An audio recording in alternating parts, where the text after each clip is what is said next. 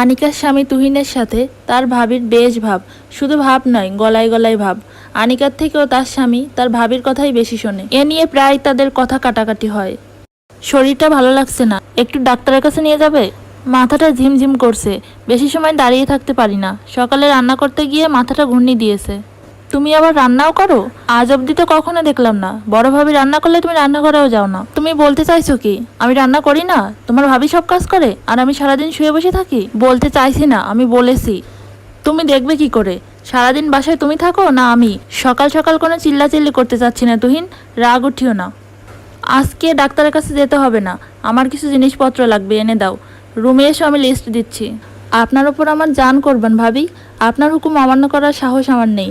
আপনি যা বলবেন তাই হবে, আমি আসছি। সাব্বাস তুহিন, তোমার মতো স্বামী ঘরে ঘরে চাই, তাহলে কোনো বড় ভাইয়ের বউয়ের সমস্যা হবে না। এরকম ভিডিও পেতে অবশ্যই আমার চ্যানেলটা সাবস্ক্রাইব করবে।